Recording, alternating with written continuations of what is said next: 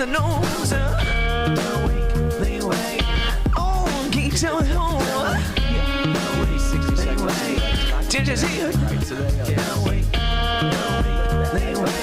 I'm glad you stopped by. Take them to him, baby.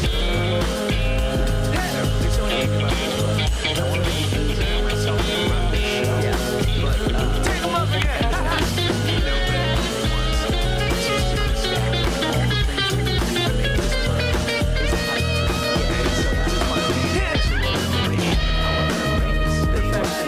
Oh, can you tell me who?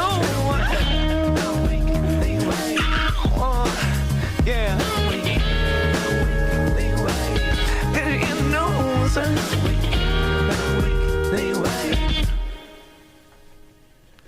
Some of Cincinnati's finest rock and roll royalty. What's going on, Morella? Thanks for being here. Thanks for having me. I'm happy to be here talking with you. Well, and folks have told me, sometimes I get sick of listening to the songwriters come on here, and it's like, I think you probably get a little sick of talking to the songwriters every once in a while too. The patience and the mental fortitude it must take to have a career such as yours. I have to imagine is something that it's taken all your love to pour in to make this thing feasible, correct? Yeah, that's absolutely correct. And you don't notice it when you're in the thick of it, but when you stop and you look back and you kind of evaluate, it's, there's a lot. Yeah. It's herding cats. It's, It really is.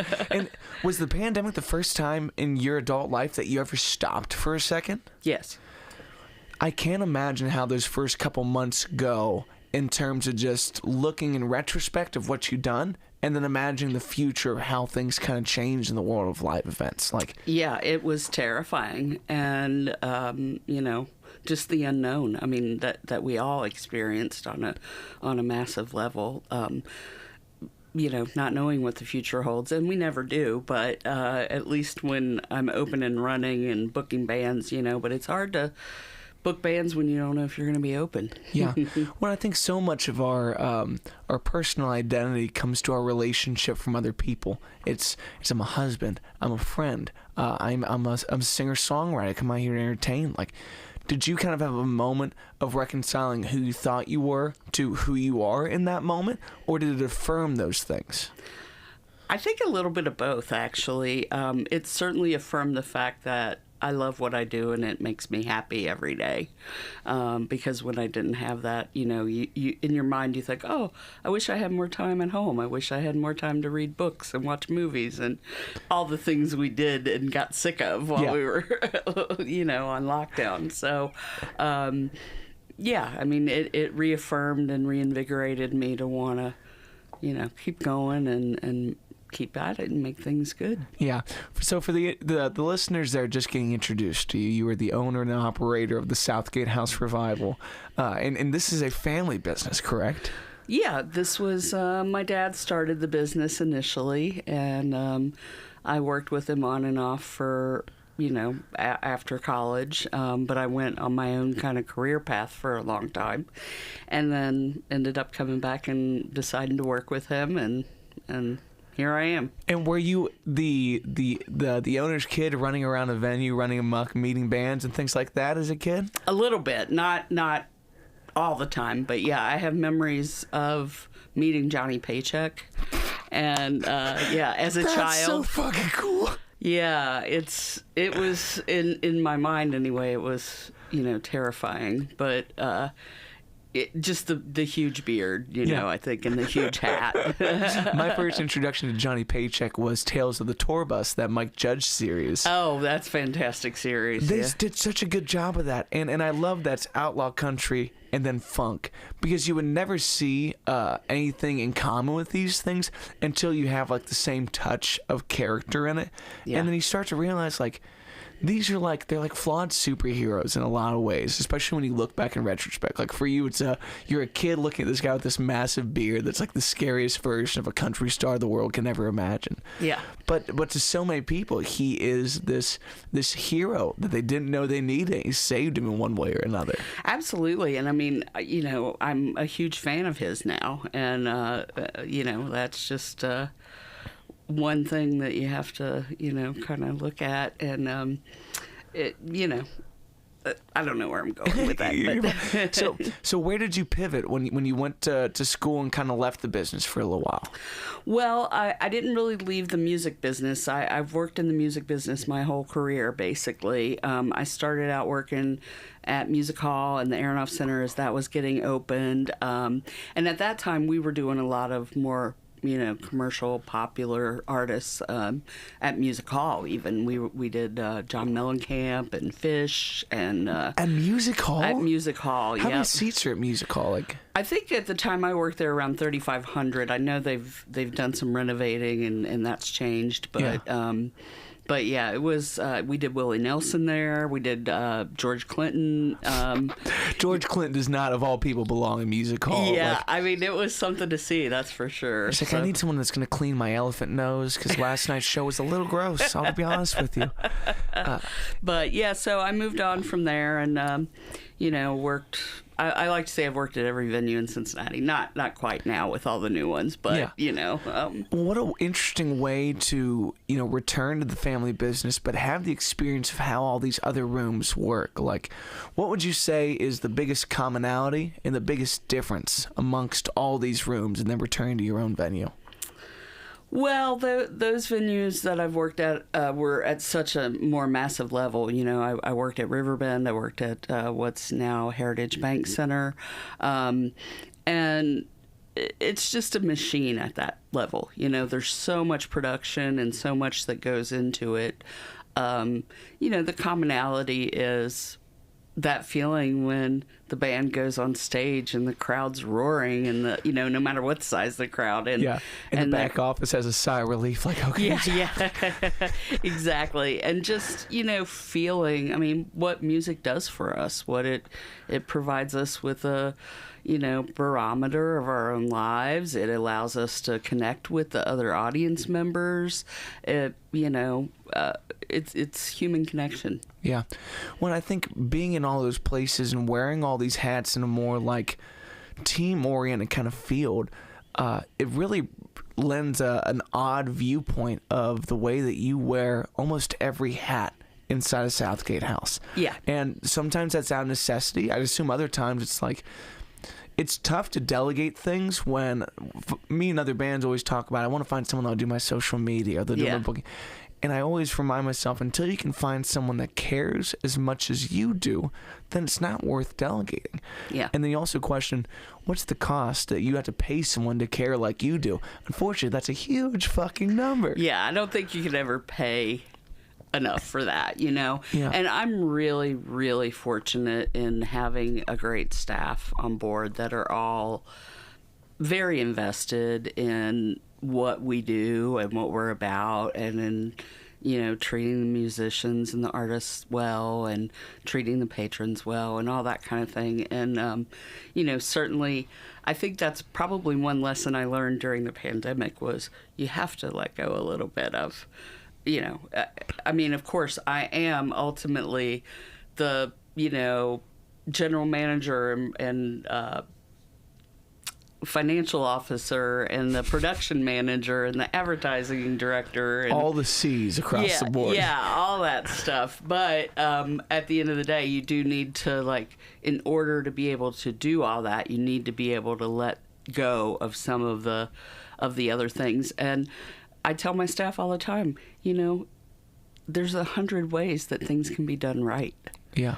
Just because you don't do things exactly as how I would do things doesn't make it wrong. If the end result is, we had a full house and everybody had a good time that showed up and the artists felt good about it and, there was a great show, then that's a success. Yeah. And to be able to take part in the joy of someone else's success without taking ownership of it. Like, we all have a bit of an ego about why things go well. And I'm sure with the amount of times that staffing is the hardest thing in any business. and you Yeah. have to let people come and go almost as they please if you want to have healthy relationships in that.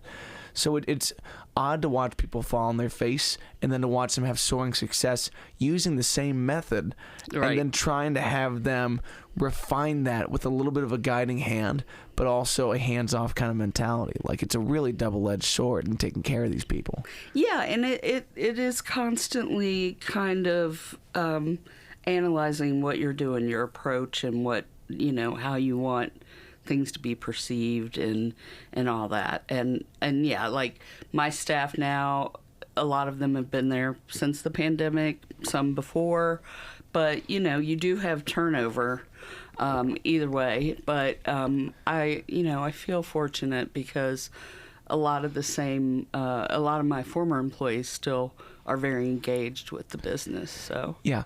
Well, and I think there's so much of the world that they do their job for the money or for the benefits or for things like that. Versus there's not a lot of businesses like yours where folks do it for the mission.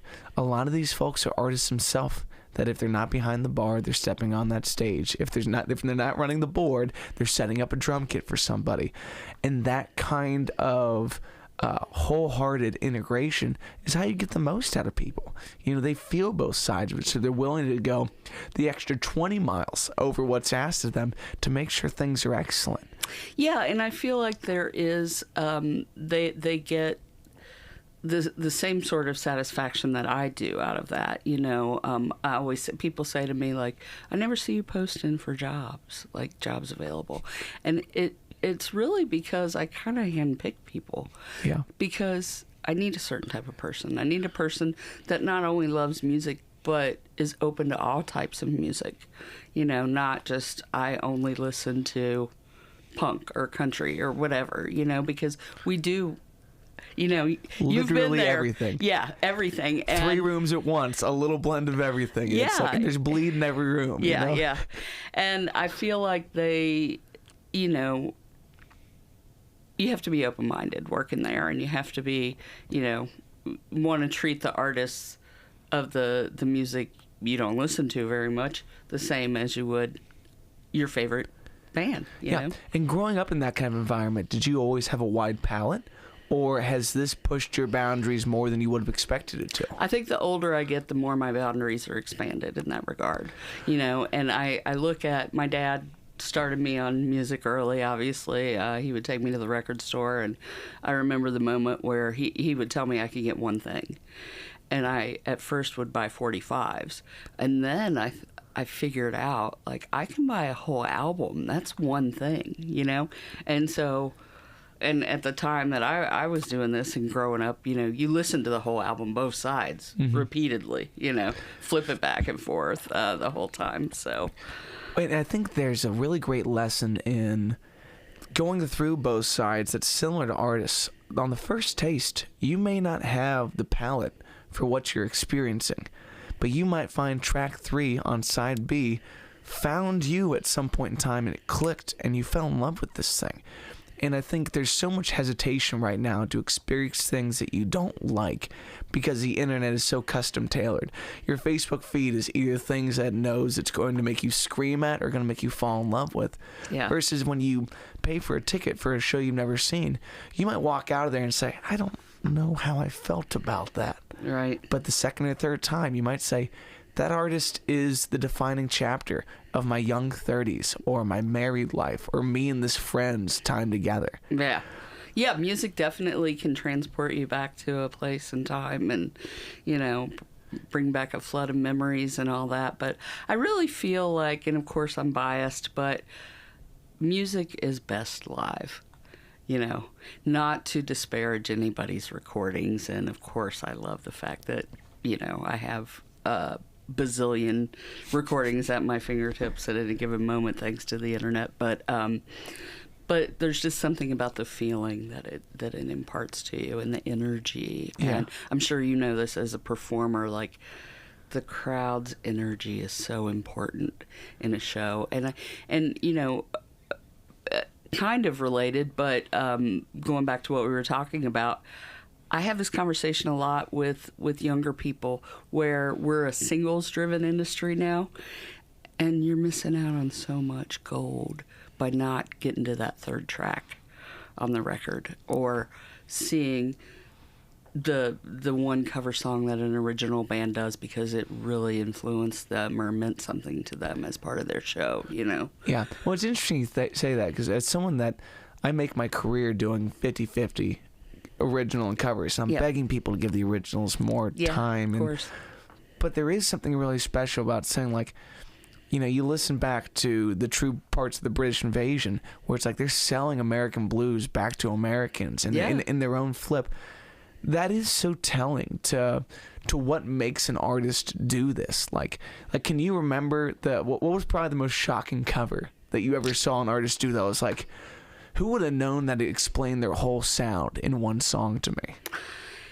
Yeah, I don't. That's a tough one, and I'm sure they're out there. I'm just not having anything come to mind. I do love Jeremy Pinnell's cover of Joey, really, which I think was super unexpected from a great country songwriter, and of course he grew up. You know, he's a little bit younger than me, but you know, with all that great '90s music, you know, like Concrete Blonde, so it makes sense that he would, you know, do something like that, and definitely took his own take on it. So when there's some moments where it's like it may not be the most personal version of that, but it captures the epicness and the camaraderie of music. Like the internet, there's something really fascinating to me about videos versus photos, and how that induces that fear of missing out. I think photos can capture the epicness, versus videos get close to capturing reality without the sex appeal of being there, of why the sub shakes your life up. Yeah. But there's a video that surfaced recently of Rob doing a Dead Man String Band set for Iron Fest. Okay. And he does War Pigs. Yeah. Mm-hmm. And the room is on fucking fire. Yeah, yeah. And I don't think there's ever been a moment locally that I've seen where I'm like, I can't believe I missed that. I can't. It's gone. I'll never get to be. And it makes you feel horrible, but it makes you so excited too. Yeah. Because that's when you know it's alive and well. That's when you know it's not going anywhere. Right. For a moment in time, none of us could think of anything besides hanging on the next line. And there's this one maniac up there with a drum set and a guitar in hand, making just the most beautiful bit of chaos that you could ever feel in that moment. Yeah.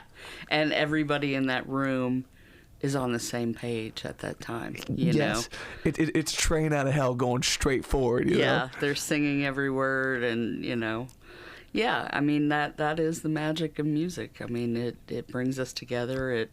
It you know, shines a light on our commonalities, and I think we need more music. That's the answer for sure to what we're facing. And we need to give each other a little bit. I think giving things a chance is a hard part of where we live today, because again, like the stream of information you're fed is so custom tailored to you. Mm-hmm. But the world is full of unexpected surprises that sometimes suck, and sometimes they are everything you need to find in that moment. Yeah. It is the required left turn that you did not want to take, where you find yourself in the fullest form.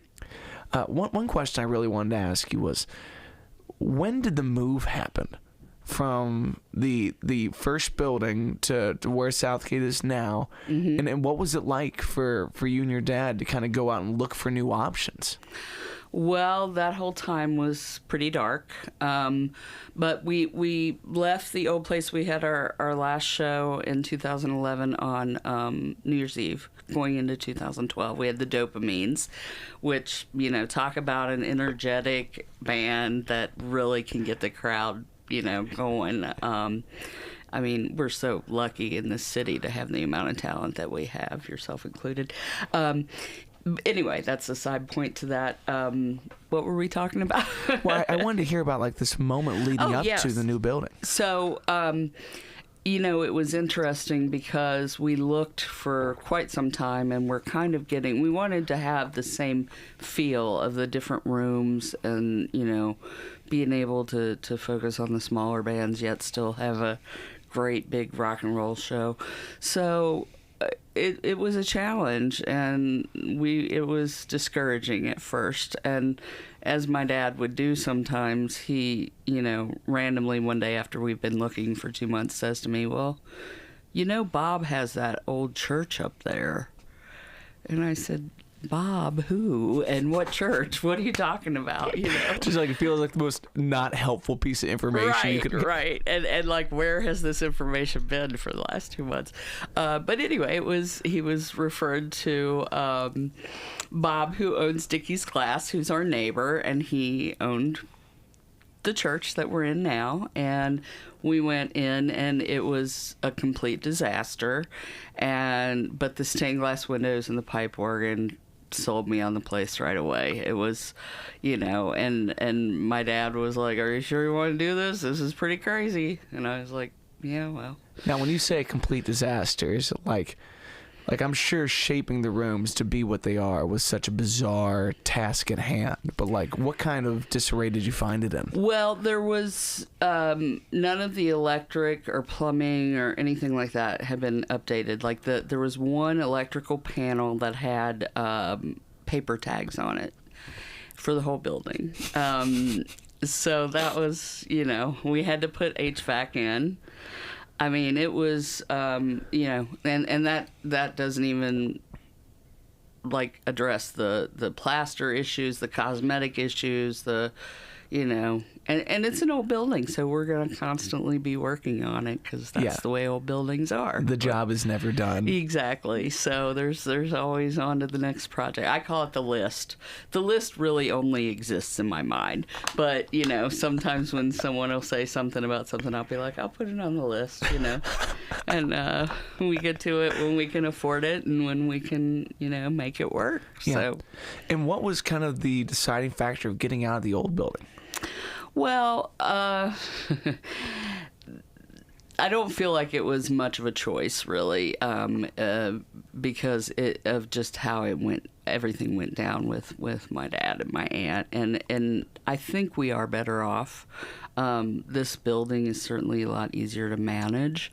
Certainly miss a lot of things about the old place too, but I think it was a good break and a clean break, and we needed to do it. Yeah.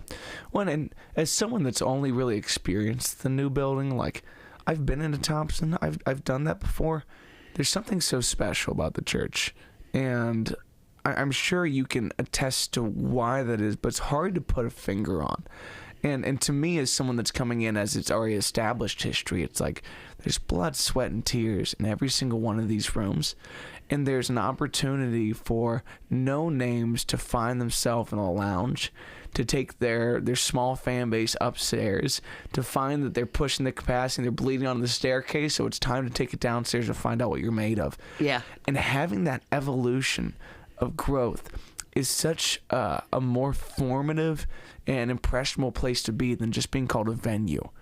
You know, it's a space of artist development. Yeah, that absolutely. You kind of become solely responsible of, as much as there are other folks that contribute to this. You were kind of this maternal figure of fortifying and helping people find themselves and make their way into bigger rooms. Yeah, I mean, that's the goal. That's the goal for everybody, Yeah, does that feel like a lot of pressure in that, though?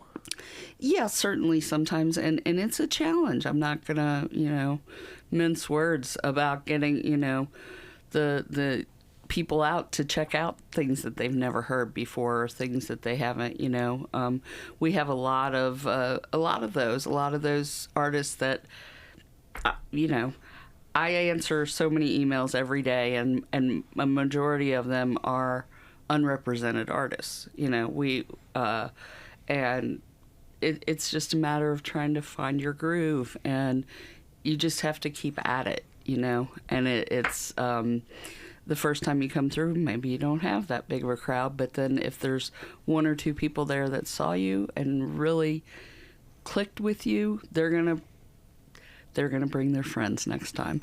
And one thing that hasn't changed in my whole career, 20 plus years, is that 25 plus years probably, is that word of mouth is your best form of advertising. It's worth more than anything that you can pay for, because if I'm friends with Matt Waters and I know that he has great taste in music and enjoys good music, and he tells me, wow, I saw this new guy or new gal the other night, and it really, was a great experience. I'm going to make sure I go check them out the next time. Yeah. Well, and the people you experience the show with are as important as the experience itself. Some people can go to a concert by themselves and get everything they want. Some people need their group of 10. Yeah. And when I'm on the road and I'm trying to make those relationships, like in the entrepreneurial classes I took in college, they talk about the early adopters. Yeah. That first 10%. And those people feel a level of gratification and appreciation in being there first. Absolutely. Like how many bands are pissed off when their band makes it? Like how many listeners are pissed off when their band makes it? It's like everyone should be happy about the success, but the reason that people get called sellouts is because someone misses them more than they can really explain to you. And Yeah. It's such an interesting, bittersweet moment. Yeah. I mean, it's being able to say you saw somebody back when. You saw somebody in the lounge that's now playing arenas. Tyler Childers, Did Tyler play the lounge? Yeah, absolutely. That's so fucking multiple times, yeah. Yeah, and I mean, it's mind-boggling sometimes, but it's also, hey, it's a badge of honor for fans, hey, I was there, I saw that, and none of them knew who he was at the time. Yeah. Nobody did. I didn't, Yeah, and there's no way of predicting that. The people No. that you'd say it's definite for them and not definite for these, that's where you really see the magic of life. It's like you can't pinpoint someone's trajectory based on almost anything besides maybe the songs, and sometimes the songs aren't even enough. Well, I think that's the thing that makes this business sometimes infuriating, and sometimes, it keeps you wanting more, because there's no set formula to, point A to point B to point C. Like you have to have the songs, you have to have the chops, all that. But a lot of people have that, know. And then what are the next steps? You have to be working hard. You have to be willing to go on the road and play those empty rooms and, hope that the bartender likes you and tells their friends next time, kind of thing. And I shouldn't say you have to do it like that, but I mean, that's kind of what I'm in the thick of, is that kind of thing. And there's new methodology to that with the internet, but it doesn't have the same traction in my mind. It's like the great thing about the internet is you don't need to catch it at this point in time for it to be something special. Right. But when you see it in person, there is something so different. They'll bring you back every time. I mean, people don't go see Paul McCartney right now on tour because they're looking for just a reason to get out. Like they have this visceral need to be there, Yeah. So they'll make them spend $500 to do it. Yeah, and hey, I saw a Beatle. I get to say that, It was the best show I've ever seen. Was Really? Paul, a Great American. It's 3.5 hours of nonstop people sobbing at every single song. It's the moment that he brings out George's ukulele and talks about this person like he's not a Beatle, like it's his childhood buddy that he misses like hell. Aw. It's like that just breaks you. Yeah. Do the names that have graduated from Southgate go on a list, or do they exist on this invisible list in your mind? I don't really have a list. I mean, again, I can name names and all that, but I've been struck recently by bands that played either at the old place or at the church and are playing bigger venues and shout us out from stage. Just a couple weeks ago, a friend of mine was at Brady watching Old Crow Medicine Show, and they talked about Southgate House from stage. Cody Jinks, Mastodon. I mean, and I love getting those texts. Yeah. Like it's the Black Keys as well, right? Black Keys played the old place, certainly. White Stripes. Avett Brothers, Trampled by Turtles. I mean, it just, It's incessant. And, yeah. And are those moments of affirmation to you? Or are those kind of the simple checked boxes of, I did my job well, on to the next thing? Yeah. It doesn't seem like you can live off your morals in that. It's like... No, and I mean, there's that's not paying the electric bill, certainly. But, that's for fucking sure. But yeah, I mean, that's the way the model is set up that we do, is like you constantly have to be, and even when you have, a big show in the sanctuary that draws a ton of people, on that same night you probably do have somebody in the lounge that might be the next one. Well, I think when businesses, look at different ways to frame what they do to new customers in a way that builds trust and faith in the process. And when you hear things like that, local patronage to a venue in blind faith of what they can do next is sometimes based off of those things. For all of us artists that come into Southgate, it's because it's one of the few places, in the world that'll treat you like that, where I know exactly how this is supposed to go. Keep packing the lounge till you can go upstairs. Keep packing upstairs till you can go in there. And that makes sense to people. But listeners need to be reminded why. I sit in the lounge when I first get there. I have a drink and I see what's going on. And maybe I like that person enough to buy some merch because I'm going upstairs in a half an hour for the show I paid for the ticket for. But I'm not leaving till the band in the sanctuary is done. There's nowhere else in the Midwest pretty much that you can get that experience of diversity and investment and, personally getting to be there for these special moments that are lightning in a bottle. They'll never happen again. Yeah.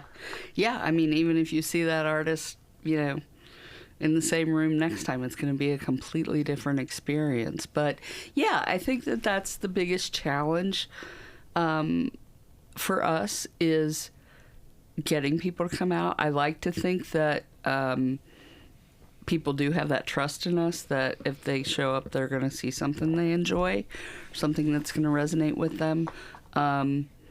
But that is, the thing that you have to constantly work on and constantly, I've been lately really, really talking to people a lot about how affordable shows at smaller venues are.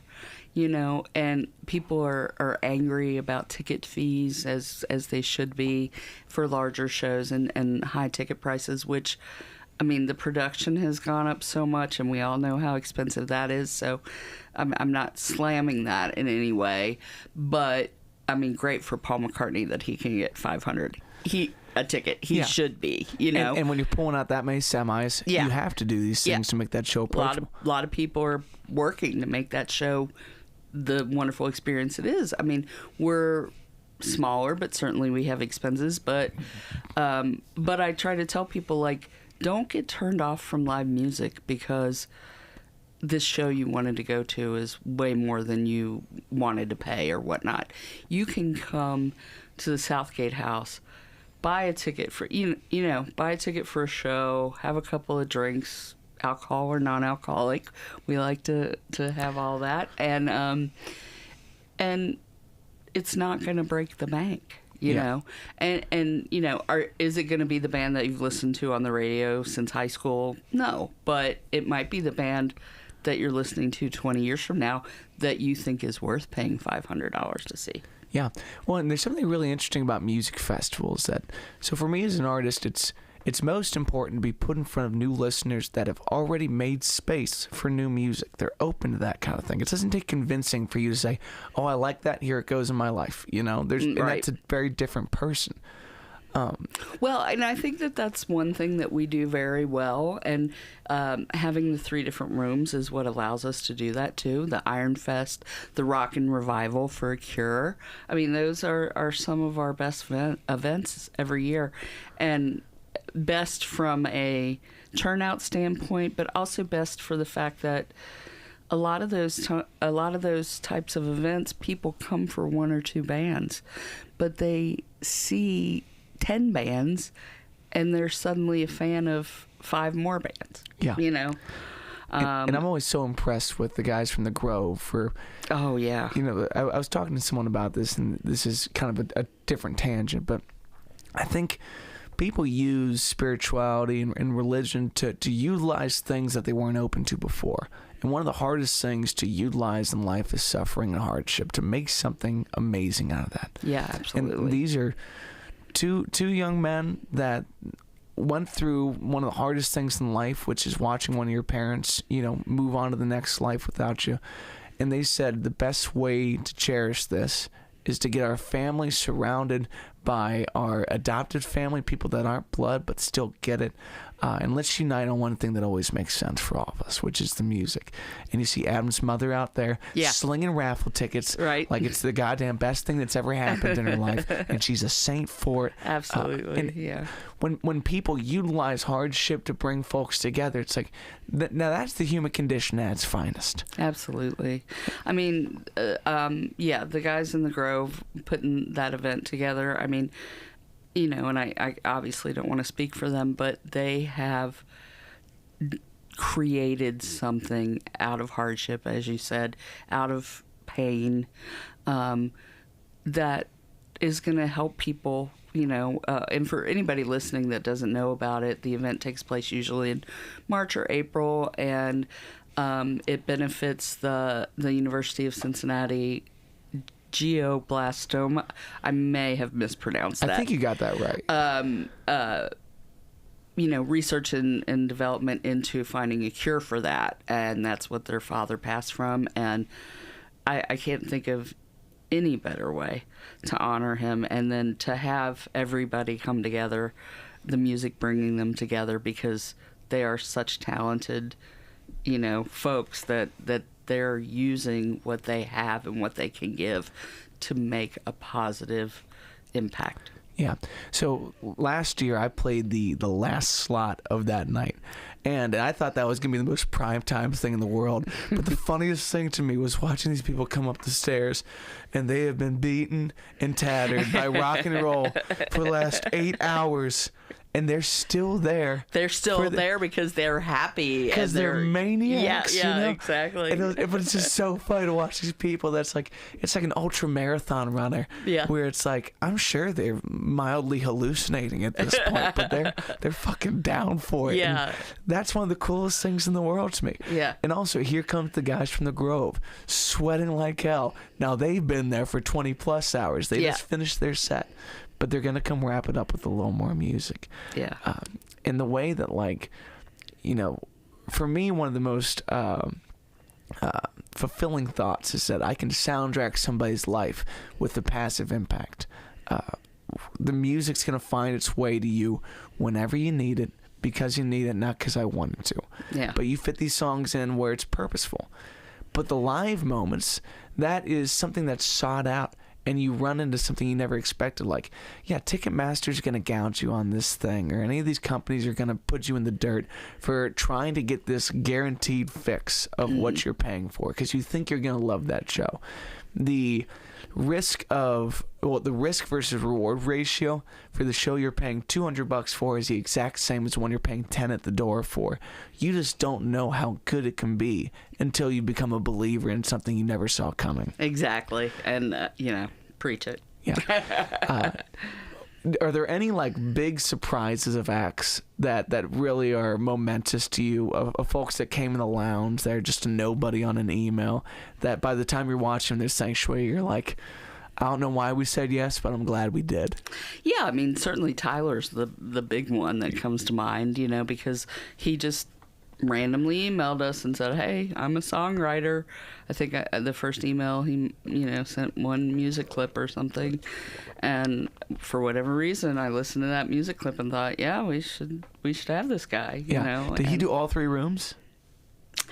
You know, that's a good question. I know he did the lounge in the Sanctuary. I feel like he played upstairs too. Yeah, probably once or twice. But yeah, I mean, just watching it, and it's so wonderful to see that for a guy like him who is just completely down to earth and, like, humble, and, you know, and still is. I've seen him perform in arenas. I don't go to many of those big shows anymore, but I have seen him a couple of times, and it still has the same feel. Yeah. You know, his stage setup, his demeanor, it's him. It's genuine. Yeah. You know?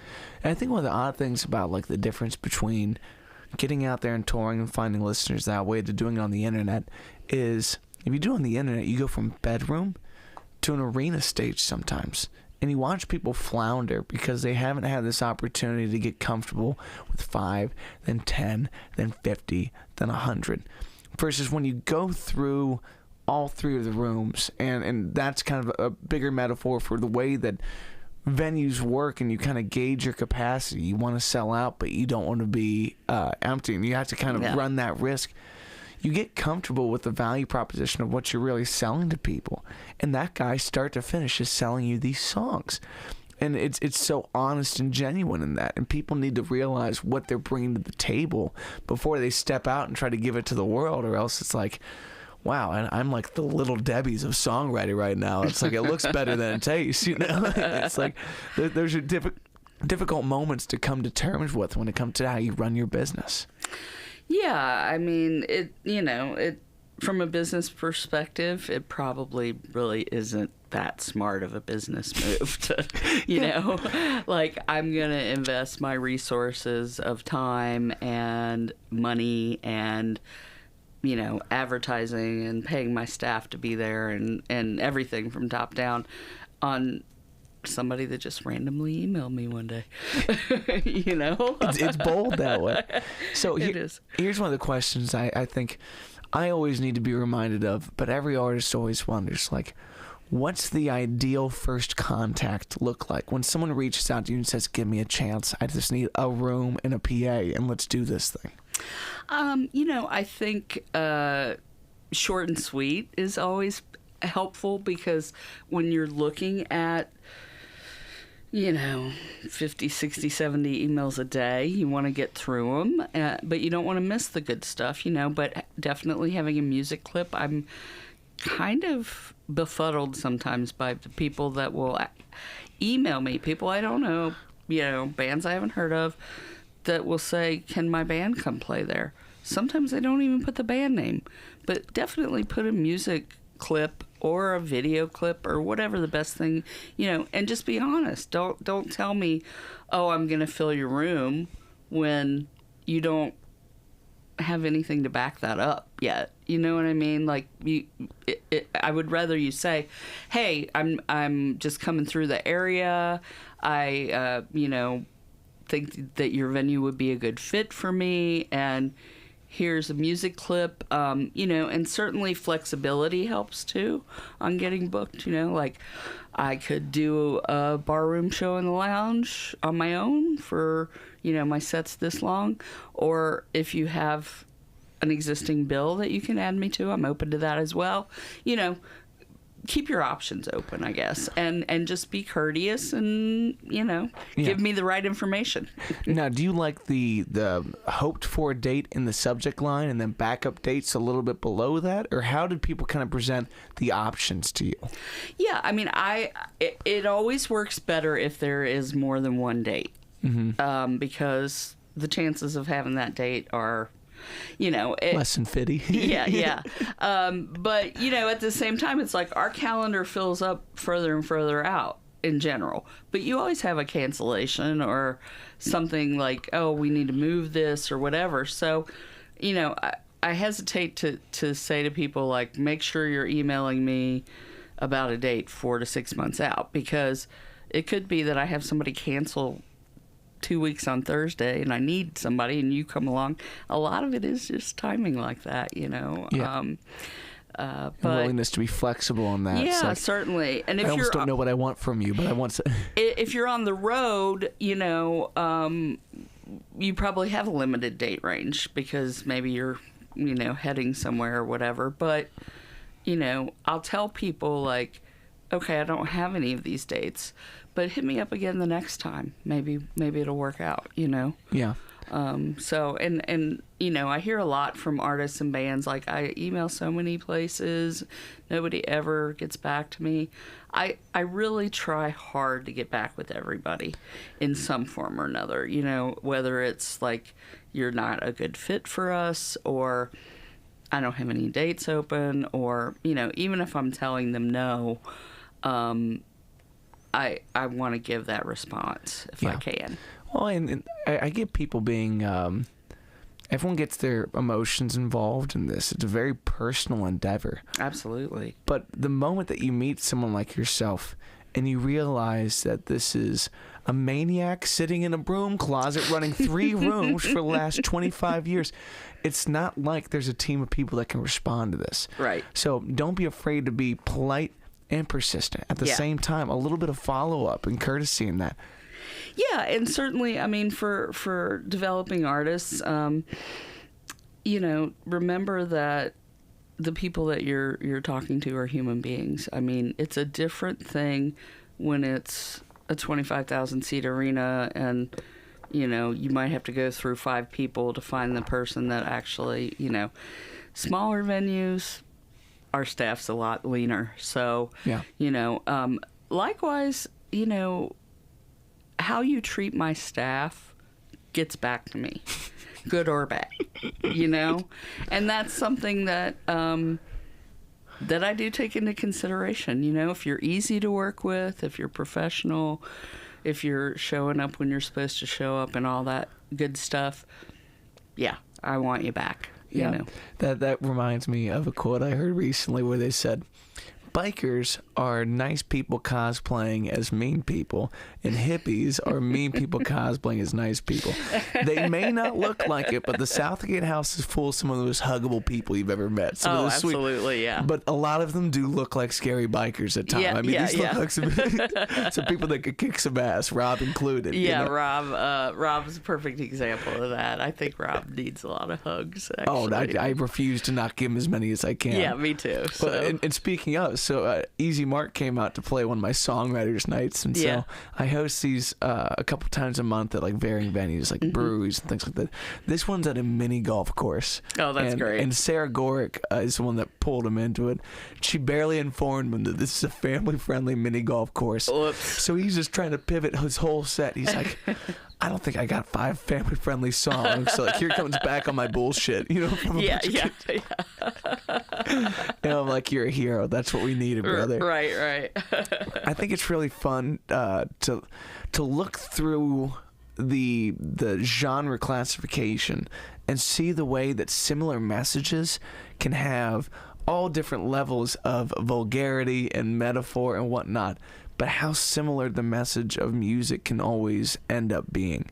It's like whether it's the expression of your pain and how that relates to the lack of love or your admittance of love. Like there's all these different ways that we're trying to portray the same 5 ideas that dominate almost all of our lives, which is looking for that next opportunity to be gratified as yourself in what you do. Yeah. And one of the reasons that it was so important for me to get to have you on today is because if there's anyone that deserves to hear thank you incessantly, it's someone like yourself that doesn't get the round of applause at the end of the night, and certainly deserves a beach house wherever the fuck you'd like at some point. But if there's nothing else to give, it's an immense thank you for being one of the most incessantly loving forces in our music community in the way that you keep the lights on and you keep trying. Well, I appreciate that. That's very sweet, Matt. Thank you. Yeah. And I'll take the beach house, too. That's what I'm fucking talking about, okay? It may be a little rickety, by the way, in the way that you took on the church. These guys, they may not be architects, and they may not have any certification, but they can do electrical work, okay? Yeah. I'm down. And you're welcome anytime. I appreciate that. And one personal question I would have is, when it came to continuing a family business, now being the only one running it, was there additional drive behind doing that, or did it become more daunting at that point? Well, I think that it just kind of happened naturally, so much so that it wasn't I never sat down and decided one day. In fact, early in my career, when I was working at Music Hall and Taft Theater and Riverbend and all that, I didn't think I wanted to work with my dad. I didn't want to be a business owner. But over the years, my love of music and my experience in working those wonderful jobs at those great venues that we have here in Cincinnati,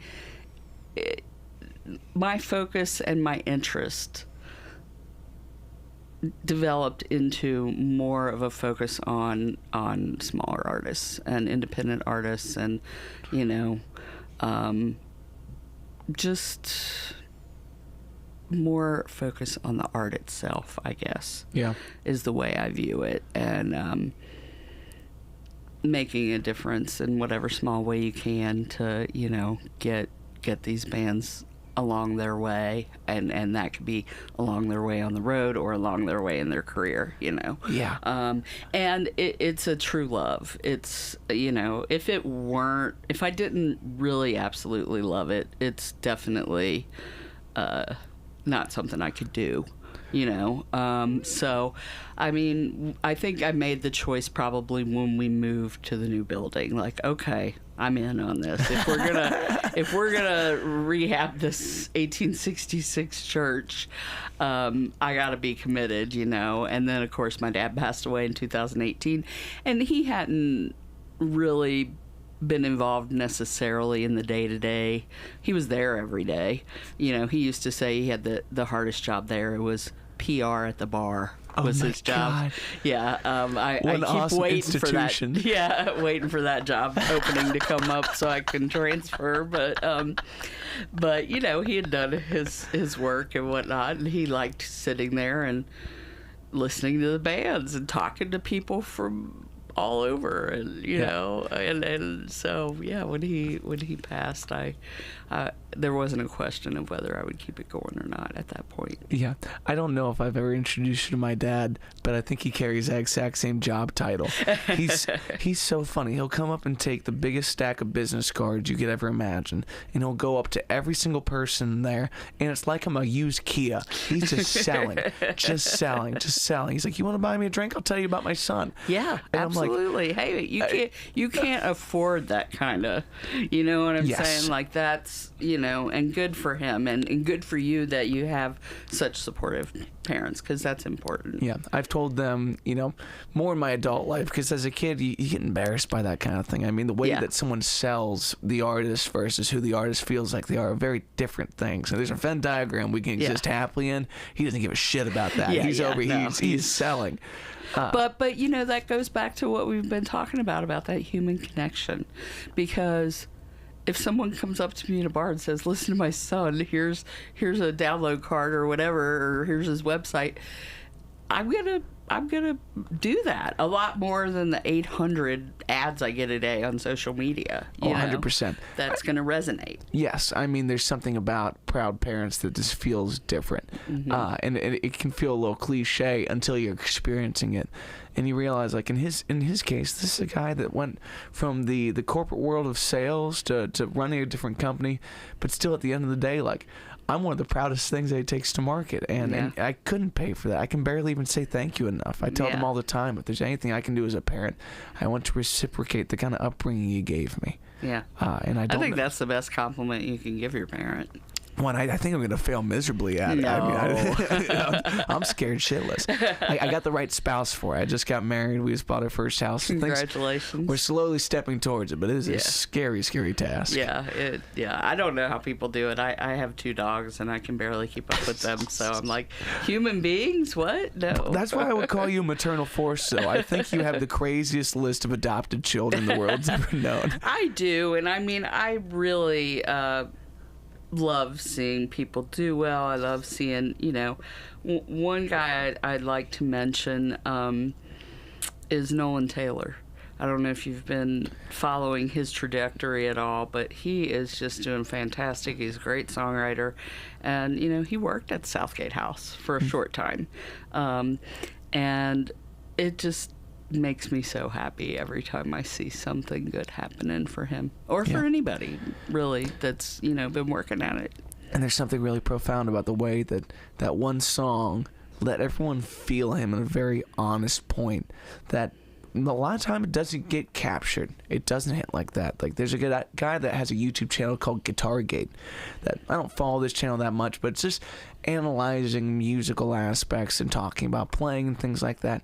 And instead of talking about guitar, instead of talking about songs, you watch this guy's reaction to Nolan doing 68 on, I think it's Appalachian Untold is the name of the series, I think. And he just starts to well up and pretty much weep along with this song. And it's like, if that's not unplanned honesty, then I don't know what you would call that. Right. But it carries and carries and carries. And now this guy has a chance to do the hardest thing in music, which is to deliver the next song that means something to people. And that's what every single songwriter is out there chasing, is the next one that feels like it hits that. But it's such a beautiful pursuit at the end of the day. Yeah. I was going to ask you, as a songwriter, do you feel it's a beautiful pursuit? Do you feel pressure sometimes when you have a song that people are responding really well to and you're like, okay, do you put your focus on, okay, that's in my mind and I want this to be that? Or are you looking at it like, this is completely different than that and it's going to get maybe different people, or maybe the same people in a different way? Yeah, it's really potent of a question for me right now, because every week that I don't bring a new song to a gig that feels like it's working, I feel like an absolute failure. Oh no! And I think that's way too overdone, but it's the truth. It's like the best thing that I can do in my life is not worry about social media or this part of the business or that part. It's like, I am here to play catch with the muse. Okay, and to be grateful for that thing, and however they land in my lap, just keep churning at that thing. Because the only thing that's going to really improve this is something that we can both share. Like, I always describe songs as a room that you build to open the door and welcome someone else into. Have a seat on that couch. That's where I sit when I'm feeling this way. Okay, and enjoy the decor for what it is. Yeah. I told somebody the other day, like, it might be a pretty piss-stained couch. Like, it might not be the prettiest part of your life, but at the end of the day, if you keep creating these places to open the door for new people to understand you and for you to understand them a little bit better, that's the true acquisition of a catalog that means something. Right. I've always told people, like, I want to retire like Bruce Springsteen. I don't know why he's so popular. I get a couple of the songs, but those people get those songs. Yeah. It means something crazy to them over and over again. Well, and throughout my career, I've always said, people will say to me, like, how do you work on all this different type of music, and I'm a fan of all different type of music, but at the same time, it's like that this artist may not resonate with me, but he or she resonates with their audience the way that my favorite artists resonate with me. I know that feeling. That's tangible to me. Yeah. And that's why it's important to it's keep like an open mind with music. The visual that gives me is like a guy from GWAR giving a high five to a young fan. It's like, it's still this very human connection, even though it looks like a bunch of space aliens interacting. And Yeah. we don't even need to go further in that description. Just look up the pictures, people.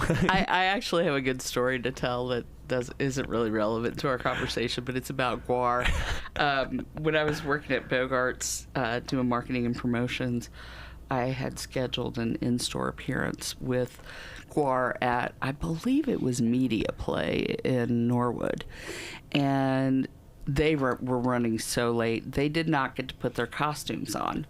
So they said, no, it's okay. We'll just go like this. And I mean, they were really sweet people to work with. I had to drive them over there and the whole thing. And I'm like, it's one of those moments where you're like, I'm literally driving a van with GWAR in it. Like, is this real life? But,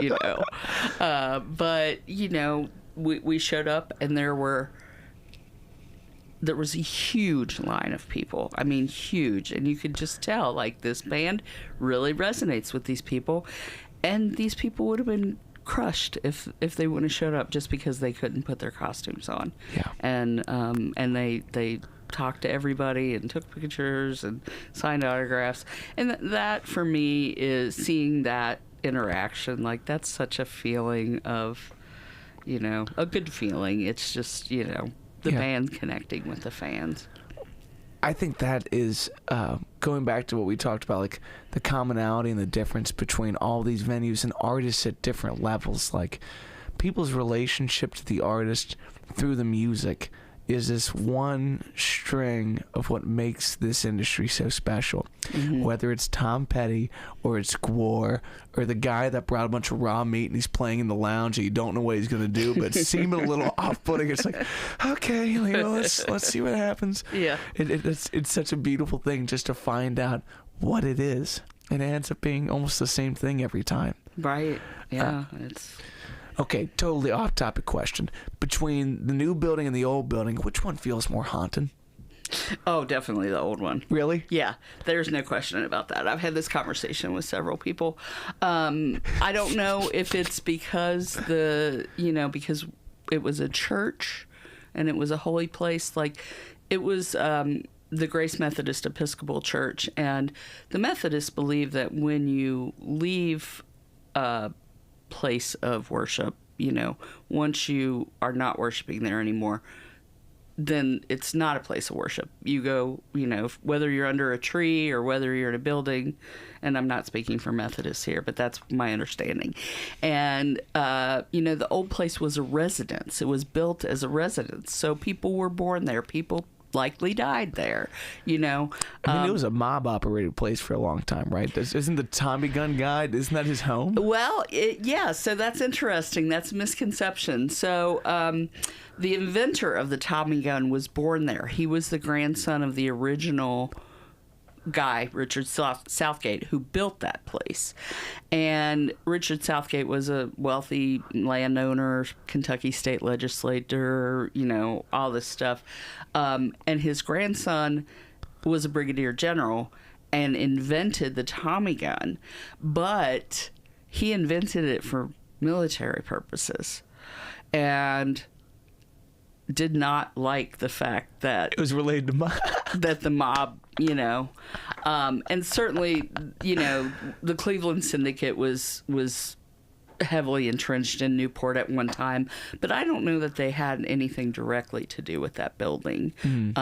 Maybe at some point, the Knights of Columbus had purchased it from the original, the last descendant, I guess, in the early 1900s. So Yeah. and then my dad bought it from them. So That's so wild. They was born there. I mean, yeah. And then also, like, the mob affiliation with Newport. Yeah. People just don't understand. Like, we were our own little Las Vegas for so long over there. Absolutely, yeah. And even if it's not that building, like, there's things that happen that you could never imagine. And just picture the Rat Pack running amok through here. It's Absolutely. That was their life. Yeah. And, I mean, they did. Frank Sinatra and Dean Martin were, probably Sammy Davis too, like, performed at, in the heyday of when Newport was, run by the mob and there were all these casinos and, showgirls everywhere and all that. That was when my dad was a kid. Like, he could remember that, and he would say everything was pristine.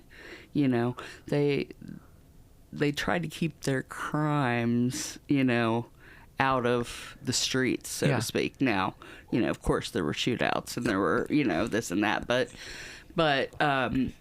it was at that level that you think of as Vegas. Yeah. Well, and when you overlay governance on top of organized crime, it starts to look like a better form of governance than just letting it be, if it recesses to less organized crime. It's Right. It doesn't look that much better. The streets aren't that cleaner. Yeah, there's a guy knocking on your door asking for a protection for payment plan. Right. Well, it's, it's an interesting history, and the idea that Newport could have been Las Vegas is, mind-boggling now. But the dream of the owner of the brass ass who's like, we missed our chance. Yeah, exactly. Exactly. So now gambling's everywhere again. So talk about things coming back around. Yeah, isn't that weird? Yeah. Is there a particular moment of spirits within the grounds when you were working at the old building? Yeah, so first of all, I was not really a believer in that kind of thing. Maybe I hadn't thought about it that much. But I had several experiences there that really made me believe. Yeah. And one time I was in the parlor room and there were people. I say this.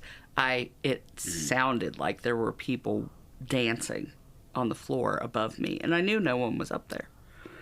And I ran downstairs because I was the only one in the room. I was setting the bar up, and it really. And of course, when we went back up there, it was gone. But there was another time, and talking about the music thing. I do believe the spirits that were there were not malicious, but a woman. In that same parlor room, we had a husband and wife duo playing, and I wish I could remember their names, but I can't. But the woman's mother was there, and she had a cocktail in her hand, and the glass just exploded in her hand. And I saw it. She was sitting like close to the bar, but it was very quiet. It was one of those shows where it's like listening room. Yeah. And so everybody like turns and looks at the glass. And then after the show, she came over to me and said, "Well, I have to tell you this. I saw a man come in like a uniform, like a factory, like gray, dark blue, like, pants and shirt kind of thing, like looked like maybe a delivery guy or something like that. And he was watching the band, tapping his foot, and he turned around, and when he saw me, when our eyes locked, that's when the glass exploded, and I looked back and he was gone." And yeah, exactly. Ew. And I mean, I saw the glass, like it was a thick, rocks glass. She couldn't have squeezed it and made it break, or yeah, And also to break by squeezing versus to feel like it explodes, like the direction of that is so perplexing. Yeah, exactly. And I mean that was really like, yeah, whoa. And following that, did you have like a different sense of what goes on in that realm of our lives, or is it just like, cool, I know it's there, no other questions, c'est la vie?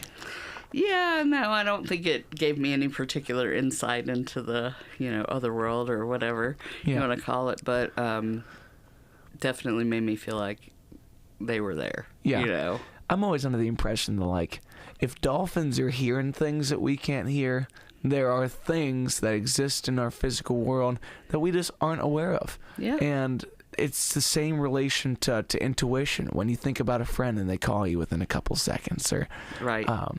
It's, especially as it relates to family members. Like one day I want to have my mother on this to ask her about, she had a near-death experience, but one of the commonalities between that is always a family member coming to kind of meet you at the door.